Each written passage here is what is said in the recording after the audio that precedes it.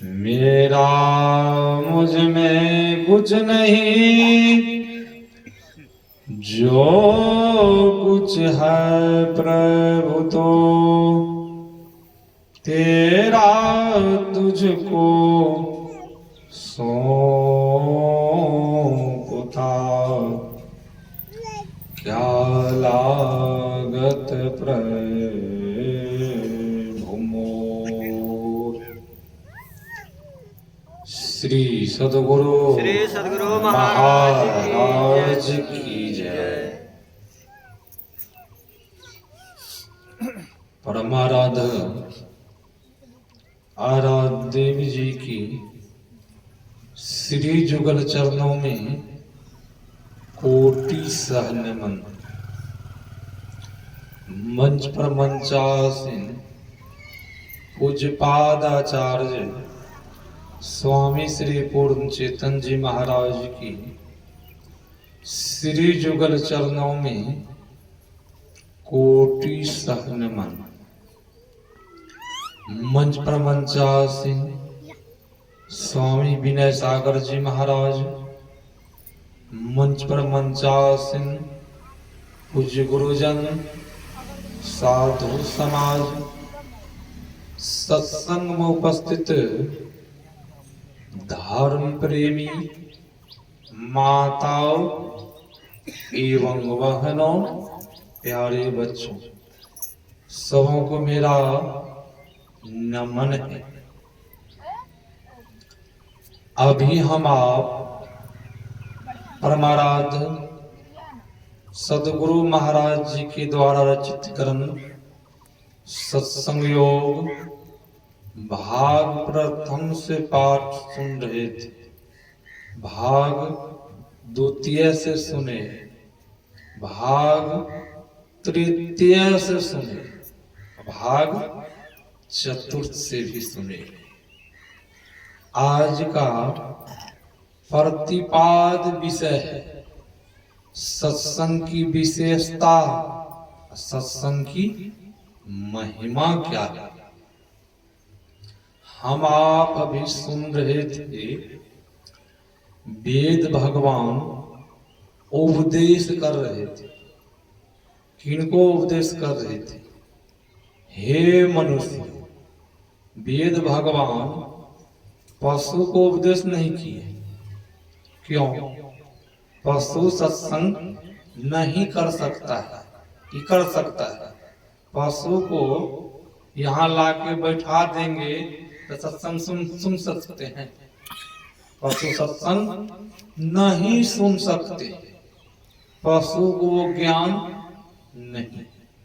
वेद पुराण को पढ़ेंगे तो मनुष्य शरीर को उत्तम शरीर बतलाया है। इसलिए मनुष्य शरीर से ही सत्संग हो सकता है, इसलिए इस शरीर को उत्तम शरीर कहा है। और पशु को शरीर को उत्तम शरीर नहीं कहा है। क्यों? पशु से सत्संग नहीं हो सकता है। इसलिए वेद भगवान कहते हैं, हे मनुष्यों, जगत पर सब कर्ता ईश्वर का तत्व ज्ञान प्राप्त करने के लिए पहले बुद्धि योग, मानस योग तथा अग्नि की ज्योतियों का योग कर। बुद्धि योग सत्संग, मानस योग मानस जप मानस ध्यान, ज्योति योग दृष्टि योग। वेद भगवान कह रहे हैं जगत पर सब करता। पर सब का अर्थ होता है जन्म देना, और कर्ता का अर्थ होता है बनाने वाला। इस संसार को कौन बनाया है? इस संसार को परमपिता परमात्मा ने बनाया है। उस परमात्मा का तत्व ज्ञान क्या है? वह परमात्मा का जो तत्व ज्ञान है, सारांश रूप में वही तत्व ज्ञान है सत्संग। भगवान श्री कृष्ण गीता में कहा है, हे अर्जुन, ये तत्व ज्ञान जिस ज्ञान का कभी क्षय होने वाला नहीं है, यही ज्ञान मैंने पहले सूर्य को बतलाया था। अब सूर्य अपने पुत्र मनु को बतलाया था, मनु अपने पुत्र इक्ष्वाकु को बतलाया था, और इक्ष्वाकु राज ऋषियों को बतलाया। वही ज्ञान अर्जुन आज तुम्हें मैं बतला रहा हूं कि वही तत्व ज्ञान, अभी वही तत्व ज्ञान की चर्चा हुई है ना, वही तत्व ज्ञान जिस ज्ञान का कभी क्षय होने वाला नहीं है, त्रय काल में भी महाप्रलय आने पर भी वह तत्व ज्ञान का क्षय होने वाला है नहीं। संत महापुरुष कहते हैं सत्संग में आने से मन की शुद्धि होती है, और गंगा भी सुन थे न, गंगा स्नान करने से शरीर की शुद्धि होती है। शरीर के शुद्धि हो जाने पर मन की शुद्धि होगी नहीं होगी उस गंगा में। और किसी के शरीर की शुद्धि हो गई, मन की शुद्धि नहीं हुई है, तो उस मानव का देखिए मन की जो शुद्धि नहीं हुई है, उनको पता ही नहीं लगता है। जो नहीं खाने को अभी खा रहा है, जो नहीं पीने को अभी पी रहा है, उनको पता नहीं चल रहा है। इस सत्संग में संत महापुरुष ने कहा है 3 धारा बढ़ रही सत्संग में। सत्संग में जब राम भक्ति की चर्चा होती है तो सोचिए इस सत्संग में गंगा की धारा बह रही है। जब राम भक्ति की चर्चा जब होती है तब, जब राम भक्ति की चर्चा नहीं होती है तो सोचिए गंगा की धारा नहीं बह रही। इस सत्संग में जब ब्रह्म की चर्चा होती है, कभी कभी होती ना ब्रह्म की चर्चा, ईश्वर की चर्चा, जब ईश्वर की चर्चा होती है सत्संग में तो सोचिए सरस्वती की धारा बह रही है। और इस सत्संग में जब कर्तव्य अकर्तव्य की चर्चा होती है, क्या खाना चाहिए क्या पीना चाहिए, बहुत सत्संग में है ना कर्तव्य अकर्तव्य की चर्चा नहीं होती है ना। बहुत सत्संग में जाइए, बहुत सत्संग में कर्तव्य अकर्तव्य की चर्चा नहीं होती है। इसलिए संत महापुरुष ने कहा है जिस सत्संग में कर्तव्य अकर्तव्य की चर्चा नहीं होती है उस मानव में सुधार नहीं हो सकता है। क्यों? इसलिए नहीं हो सकता है कर्तव्य अकर्तव्य की चर्चा वहां पर नहीं हुई। क्या खाना चाहिए क्या नहीं खाना चाहिए, क्या नहीं पीना चाहिए, ये सब चर्चा वहां पर नहीं। कर्तव्य अकर्तव्य का जो चर्चा होती है सत्संग में वही है यमुना की धारा। 3 धारा इस सत्संग में बह रही है। हम आप इस 3 धारा में हम आप स्नान कर रहे हैं। 3 धारा शरीर के अंदर में भी बह रही है। 3 धारा ईरा और पिंगला, बीच में सरस्वती की धारा है ना। इसीलिए संत महापुरुष ने कहा बाहरिक सत्संग से शिक्षा मिलती है, सुधार होता है बाहरिक सत्संग से, और आंतरिक सत्संग से मुक्ति मिलती है, परम कल्याण होता है। सत्संग तो दोवन चाहिए। बाहरिक सत्संग सुना जाता है, समझा जाता है, आंतरिक सत्संग किया जाता है कि आंतरिक सत्संग किया जाता है, अब बाहरिक सत्संग सुना जाता है, समझा जाता है। अब पहले सुनेंगे समझेंगे तब न करेंगे, जब नहीं समझेंगे नहीं सुनेंगे तब कर पाएंगे सही। इसीलिए संत महापुरुष कहते हैं सत्संग करने के लिए। सत्संग से बहुत लाभ होता है। बहुत लाभ क्या होता है? भगवान शिव से गिरजा पूछती है हे भगवान, इस संसार में सबसे बड़ा लाभ कहाँ है? माता पार्वती गिरिजा पूछ रही है, इस संसार में सबसे बड़ा लाभ कहाँ पर हो? हम आप भी नहीं पूछ देते हैं, सबसे विशेष लाभ कहाँ, कौन सा देश में है? वहां चलेंगे कमाने के लिए, जाते हैं ना बहुत, देखते हैं बहुत लोग दुबई जाते हैं कमाने के लिए, जहाँ जाते लाभ होता है ना। उसी तरह माता पार्वती पूछ रही भगवान शिव से, सबसे बड़ा विशेष लाभ कहाँ है? आप सोच समझ करके बताइए। तो भगवान शिव ने बताया, गिरजा संत समागम समनो लाभ कछुया, अब बिनु हरि कृपा न होई सो गावहि वेद पुराण। भगवान शिव का रहे, सुनो गिरजा, सबसे बड़ा लाभ है जिस मानव को संत समागम मिल जाए, सबसे बड़ा लाभ है। संत समागम सबों को नहीं मिलता है गिरजा, जिनके ऊपर ईश्वर की कृपा होती है उसी मानव को संत समागम मिलता है। और भगवान शिव कह रहे, हे गिरजा, मैं नहीं कह रहा हूं, वेद पुराण कह रहा है, वेद पुराण कह रहा है, सब साक्षी है। ये नहीं कि मैं कह रहा हूं सो नहीं, सब साक्षी है, सबों को यही कहना है, संत का समागम मिल जाए, उनसे बड़ा लाभ संसार में कहीं नहीं है। लाभ क्या सब होता है? मति की रति गति बहुत भलाई, जब जही जतन जहां जही पाई, सो जानब सत्संग प्रभाव, लोकं वेदन आन उपाव, बिनु सत्संग विवेक न होई, राम कृपा बिनु सुलभ न सोई।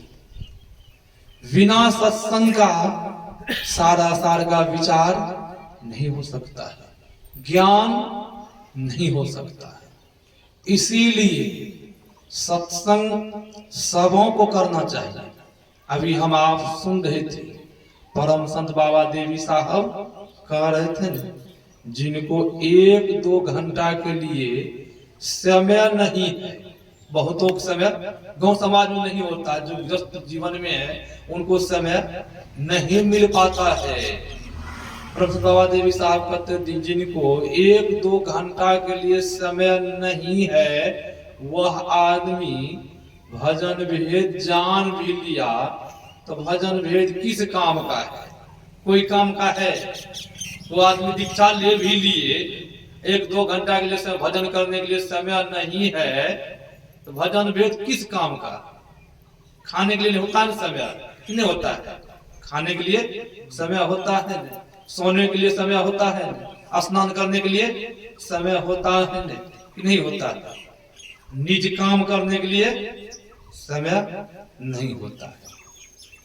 कहीं हम लोगों का शरीर छूट गया, हम लोग जाएंगे चित्रगुप्त के पास, जब चित्रगुप्त जी महाराज पूछेंगे क्या सब करके आए, क्या बताएंगे हम? आप बताइए, क्या कहेंगे? धन संग्रह करके आए हैं, बाल बच्चा को पढ़ा लिखा करके आए हैं, भजन करने में नहीं मन लग रहा था, पैर में दर्द हो रहा था, सर में दर्द हो रहा था, हैं? यही तो बताएंगे ना। जो काम करके आए वही बताएंगे, झूठ तो नहीं वहां बोलेंगे कि झूठ बोलेंगे। वहां पर जो सब काम करके जो आए हैं वही वहां पर बताएंगे। बहुत लोग कहेंगे हम दुकानदारी किए थे, बहुत लोग कहेंगे खेती किए थे, घर मकान बनाए थे, यही से काम करके आए। जब कहीं झूठ भी बोलेंगे वहां वो जानते हैं ना, वहां पर सब लिखा हुआ है ना, वो तो जान रहे हैं ना क्या सब करके आए हैं आप। तब कहेंगे भजन करने के लिए आपको हम भेजे थे, अभी क्या सब करके आए हैं? तो जमदूत को कहेंगे इनको नरक में गिरा दो, इनको भजन करने के लिए शरीर दिया था, इस शरीर से भजन करके नहीं आया। तो उस नरक में जब गिरा देगा तो नरक में दुख का सुख होगा। नरक के बारे में पढ़िए गरुड़ पुराण में, गरुड़ पुराण नरक का वर्णन है ना बहुत विस्तार रूप में। इसीलिए संत महापुरुष कहते हैं सत्संग करने के लिए। सत्संग के प्रभाव से देख लीजिए, आज नारद ऋषि कहलाए न, वाल्मीकि भगवान कहलाए न, कि अगस्त मुनि कहलाए न, गोस्वामी जी महाराज संत कहलाए न। किनके प्रभाव से? सत्संग के प्रभाव से। सत्संग के प्रभाव से देख लीजिए, जो नीचे से नीचे मानव, नीचे से नीचे श्रेणी के थे, वो आज पूजनीय हो गए न, भगवान कहलाए, भगवान को उपाधि पाए। किनके द्वारा? सत्संग के द्वारा। परमाराध्य गुरु महाराज जी की परम प्रिय शिष्य श्रीधर दास जी महाराज, गुरु महाराज जी कहा करते थे, जो श्रीधर वही मैं, जो मैं ही है वही श्रीधर है। श्रीधर बाबा से कुछ सत्संगियों ने, श्रीधर बाबा सिकलीगढ़ धारा में रहते थे, वहां के व्यवस्थापक थे। वहां के कुछ सत्संगियों ने कुछ श्रीधर बाबा से बोले कि श्रीधर बाबा, आप गुरु महाराज जी के साथ में सेवा में बहुत दिन से रह रहे हैं, आप कभी घर भी नहीं गए, आप ऐसा कीजिए, एक बार परमाराध गुरु महाराज जी को ले जाकर के अपना गांव में सत्संग करवाइए। सत्संगियों ने कहा, वहां के सत्संगियों ने। तो पूज्य श्रीधर बाबा बोले, मेरे गांव में सत्संगी नहीं है और हम राजपूत कास्ट के हैं, क्षत्रिय कुल से हैं, हम लोगों के समाज में सत्संग को नहीं जानते हैं, नहीं समझते हैं। वो लोग पूजा पाठ करते हैं और गुरु महाराज जी को मानेंगे, वो लोग नहीं मानेंगे। तो सत्संगियों ने कहा वहां के, आप एक बार गुरु महाराज जी तो लेके तो जाइए, सत्संग के आयोजन तो रखिए। नहीं मानेंगे, वो भी देख लेंगे आप मानते हैं कि नहीं मानते, आप सबको कहिएगा। पूज्य श्रीधर बाबा वैसा ही किए। परमाराध गुरु महाराज जी को ले गए, बहुत बड़ा पंडाल लगाए, जिस तरह हमारे राजेंद्र बाबू लगाए हैं, इसी तरह पूज्य श्रीधर बाबा बहुत बड़ा पंडाल लगाए। गांव समाज के लोगों को पहले दल देते थे न, सबों को दल दिया। आजकल तो देखते हैं टेम्पो से लोग प्रचार कर देते हैं, बहुत लोग मोबाइल में भरा करके लगा देते हैं, चिप्स उसी के द्वारा प्रचार हो जाता है। पहले लोगों को दल देना पड़ता था, लोग यहाँ जैसे बोलते थे, मेरे यहाँ सत्संग होगा आप आइएगा, हकार देते थे। अब श्रीधर बाबा अपने गांव में सबों को दल दिए, हकार दिए, मेरे यहाँ मेरे गुरु महाराज आ रहे हैं, सत्संग करेंगे। सबों लोगों को कहना हुआ, ये श्रीधर सिंह मनुष्य के पूजा करते हैं, हम लोग तो भगवान को मानते हैं, ये मनुष्य के रूप में मैं ही दास है, इन्हीं के पूजा पाठ ये करते हैं, इन्हीं को बुलाए हैं कथा के लिए, सत्संग के लिए, क्या सुनाएंगे।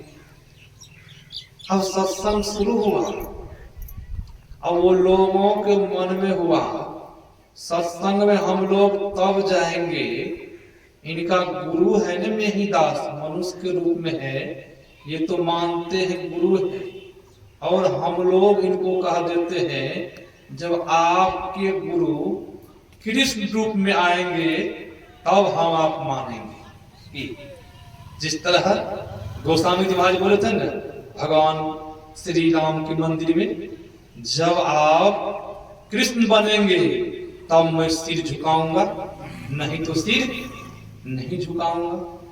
और ऐसा ही हुआ न कि अब यहाँ पर ये लोगों के मन में हुआ, जब तक कृष्ण नहीं बनेंगे तब तक हम लोग सत्संग सुनने के लिए नहीं जाएंगे। अब कुछ बाबा बोले, श्रीधर बाबा, सत्संग में चलिए तो सही। सब लोगों को मन में हुआ, जब कर है चलते हैं मज, वहीं पर प्रश्न रखेंगे, जब तक आप कृष्ण नहीं बनेंगे तब तक हम लोग आपके सत्संग नहीं सुनेंगे। सारांश सदा जाना। अब सब लोग राजपूत समाज के सब लोग आ गए सत्संग में, और बहुतों काफी भीड़ हो गई सत्संग में, और सबों लोगों का एक ही स्वर में कहा, जब तक आप कृष्ण नहीं बनेंगे तब तक हम लोग सत्संग नहीं सुनेंगे। अब परमाराध गुरु महाराज जी को बोल दिए, अब सत्संग शुरू है। परमाराध कभी कभी संतों की मौज होती है। परमाराध गुरु महाराज जी उस कृष्ण के रूप में आ गए, जिस तरह भगवान राम की जब शादी हो रही थी, उस समाज में, उस सभा में राजा लोग भी आए थे, राक्षस लोग भी आए थे न, उस समाज में ऋषि महात्मा सब आए थे न। और वहां भगवान राम सबों को सब रूप दिखा रहे हैं न, जिनकी रही भावना जैसी प्रभु मूर्ति देखी तिन तैसी। अब भगवान राम वहां पर उसी तरह प्रहलाद गुरु महाराज जी ब्रह्म है ना, ईश्वर के रूप है ना। अब भगवान श्री राम राजाओं को रूप दिखा रहे हैं।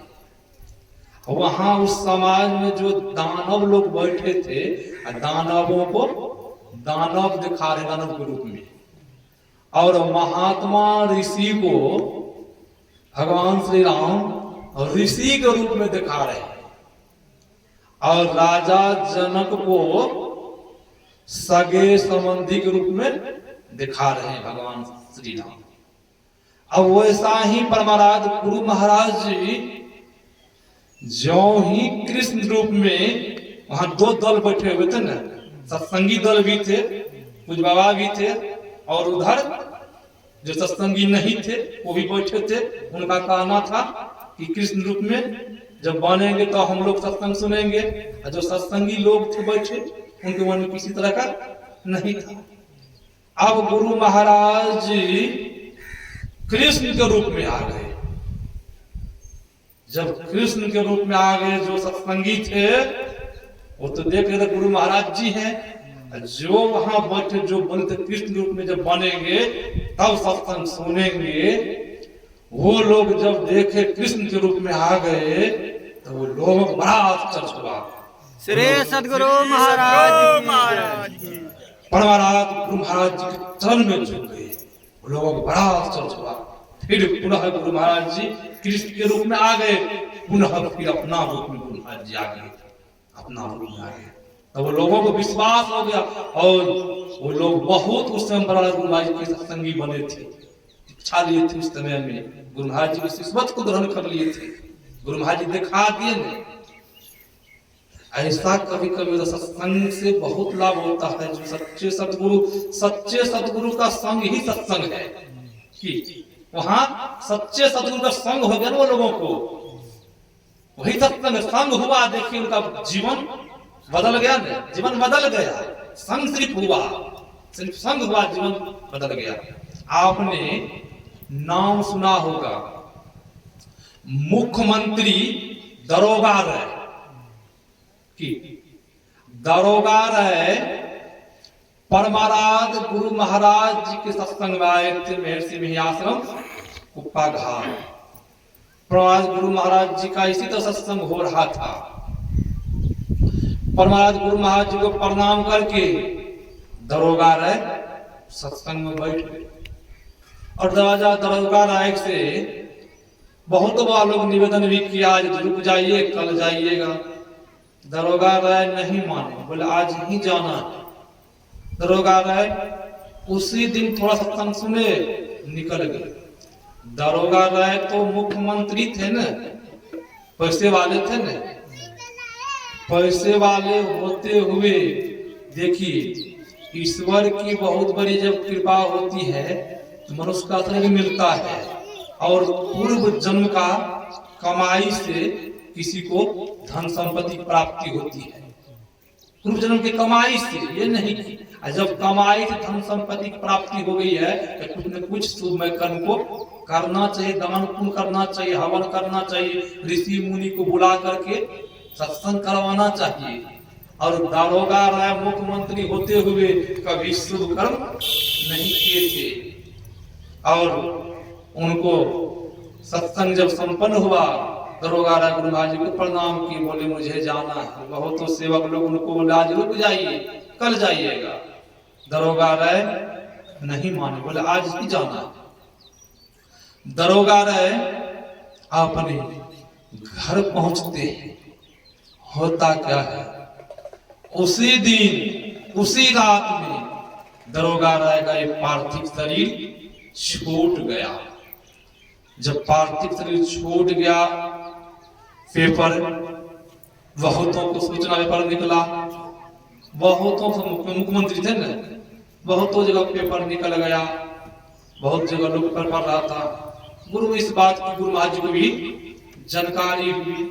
कुछ दिन बीतने के बाद संत शिशु बाबा कहते हैं गुरु महाराज जी से, हजूर आपके दर्शन करने के लिए दरोगा राय आए थे सत्संग सुनने के लिए। हजूर आप कहते सत्संग सुनने से बहुत लाभ होता है, बाबा कबीर भी कहते हैं न, मैं तो आन बड़ी चोरन के नहीं, सत्संग बिना जिया करते। इस सत्संग में लाभ बहुत है, तो मिलावे गुरु से। मूर्ख जन कोई सारन जाने, सत्संग में अमृत बरसे। हजूर आप भी, लोग कहते हैं, संत महापुरुष कहते हैं सत्संग में लाभ बहुत होता है। दरोगा राय दीक्षा तो नहीं लिए थे, सत्संग में आपके सत्संग में आए थे। हजूर दरोगा राय का जो शरीर छूटा है, दरोगा राय कहाँ गए होंगे? संत शिशु बाबा पूछ रहे थे, महाराज पूछ रहे हैं कि हजूर दरोगा राय कहाँ गए? आप सत्संग से बहुत लाभ होता है, दीक्षा नहीं लिए, आप पहुंचे हुए संत आपके दर्शन किए, उनका शरीर छूट गया, दरोगा राय कहाँ गया होगा? परमराज गुरु महाराज जी कहने की कृपा की, दरोगा राय एक कंगाल के यहाँ जन्म लिया है, गरीब आदमी के यहाँ जन्म लिया है। आप देख लीजिए, थोड़ा देर सत्संग सुना था ना, थोड़ा देर, और जन्म कहाँ हुआ उनका? कंगाल के यहाँ। बोला उनको मनुष्य का शरीर तो नहीं मिलता, गुरु महाराज बोलते मनुष्य का शरीर तो नहीं मिलता, क्योंकि दरोगा राय दान पुण्य नहीं किया था, मुख्यमंत्री थे, दीक्षा नहीं लिए, भजन नहीं किया था, और कुछ देर के लिए कहा सत्संग में आया था, सत्संग सुना था, संत महापुरुष के दर्शन किया था। इसीलिए उनका जो शरीर छूटा वह कंगाल, मनुष्य का शरीर मिला, लाभ यही हुआ, मनुष्य का शरीर मिला, कंगाल के हाथ जन्म लिया। कहीं जब दान पुण्य करता, भजन करता, गुरु बना करके, तो दरोगा राय फिर उच्च कुल में जन्म लेते। कोई योगिक कुल, भगवान कृष्ण ने कहा ना, योगिक कुल में जो कोई भजन करते हैं, शरीर छूट गया, उनका जन्म योगिक कुल में होता है, श्रीमान के यहाँ होता है। इसीलिए दरोगा राय तो खुद मनुष्य का शरीर मिला, भज मिला है, कंगाल के यहाँ जन्म लिया, दुख उठाना पड़ेगा सब दिन। इस जन्म तो सुख से रहा था, अब उनको दुख उठाना पड़ेगा। सत्संग से कितना लाभ हुआ, मनुष्य का शरीर मिलान पुनः। जब कहीं जुक्ति जन को भजन करते तब कितना लाभ होता। इसलिए संत महापुरुष कहते हैं सत्संग से बहुत लाभ होता है। जो कोई सत्संग में आते हैं, सत्संग को सुनते हैं, समझते हैं, ये नहीं सत्संग में आए, सत्संग को जैसे जैसे सुन रहे हैं तब लाभ नहीं होगा। जिसे तैसे गए थे त्रेता युग में सुनने के लिए, कौन? एक बार त्रेता युग माही शंभु गए कुंभज ऋषि भाई, संग सती जग जननी भवानी, पूजे ऋषि अखिलेश्वरी जानी। त्रेता युग में भगवान शिव और भगवान शिव के अर्धांगिनी सती कहाँ गए थे? कुंभज ऋषि के पास सत्संग सुनने के लिए। जब कुंभज ऋषि के पास पहुंचते हैं तो वहां के ऋषि मुनि क्या कर रहे हैं? भगवान शिव आए हैं, सब पूजा पाठ कर रहे हैं, आराधना कर रहे हैं, और साथ में अखिलेश्वरी आई हुई है। अखिलेश्वरी का अर्थ क्या होता है? जिस तरह हम आप में करते हैं, आजकल घर के मलकिनी मुनिया की मम्मी बन गई कहते हैं, वही मलकिनी है। अब वहां पर भगवान शिव के मलकिनी कौन? सती है मलकिनी, जगत के मलकिनी, विश्व के मलकिनी। या वहां अखिलेश्वरी, अखिलेश इस विश्व के मलकिनी आई हुई है। सब ऋषि मुनि चरण धो रहे हैं, पूजा आराधना कर रहे हैं सब। और सत्संग कुंभज ऋषि का शुरू हुआ। इसी तरह भगवान शिव सत्संग को मनोयोग पूर्वक सुन रहे हैं। अब सती सत्संग सही से नहीं सुन रही थी, कभी इधर जाती थी उठ करके, कभी उधर जाती थी, और सत्संग हो रहा था। अब मन ही मन भगवान शिव को क्रोध भी आ रहा था, मन ही मन क्रोध आ रहा था। अब भगवान शिव उतना आदमी था, क्या कहेंगे? अब उतना आदमी है, उनके सामने कुछ नहीं कर सकते हैं, उनके सामने सती को कुछ नहीं कह रहे हैं। सत्संग संपन्न हुआ। जब भगवान शिव की विदाई हुई, जब भगवान शिव वहां से प्रस्थान करने लगे, तो वहां के ऋषि मुनि क्या बोलते? वहां के ऋषि मुनि बोलते हैं, अब दक्ष प्रजापति की पुत्री जा रही है। आप देख लीजिए, कुछ देर पहले अखिलेश्वरी आई हुई पूजा कर रहे थे ऋषि मुनि। अब सत्संग जो नहीं सुनी, अब जो विदागरी हुई, जब प्रस्थान करने लगे, कुछ ही देर का अंतराल देख लीजिए, अब दक्ष प्रजापति की पुत्री जा रही है। प्रधान आदमी लगा दिए हम, कहाँ विश्व क्यों मिलकी नहीं, सत्संग के अपमान की नहीं। और इतना ही तक नहीं, भगवान श्री राम जब जंगल में सीता की चोरी हो गई थी, घात वृक्ष सबको पूछ रहे थे भगवान श्री राम, और भगवान शिव दूर से ही नमन किए ने, किस समय जाना उचित नहीं है। तब सती पूछ देती है ने, ये कौन है? तो क्या बोले भगवान शिव? ये मेरे इष्ट है, इसीलिए मैं प्रणाम दूर से ही प्रणाम करता हूँ। तो सती बोलती है, जब आपके इष्ट है, एक पत्नी की जब चोरी हो गई, इतना व्याकुल है, पगले के जैसे कर रहे हैं, फिर भी वहां समझाते हैं ना भगवान शिव, देवी जैसी ऐसा मत कहो, नारायण पारब्रह्म है। तो सती को विश्वास नहीं हो रहा है मुझे। तो भगवान शिव ने कहा, परीक्षा ले लो जाकर के।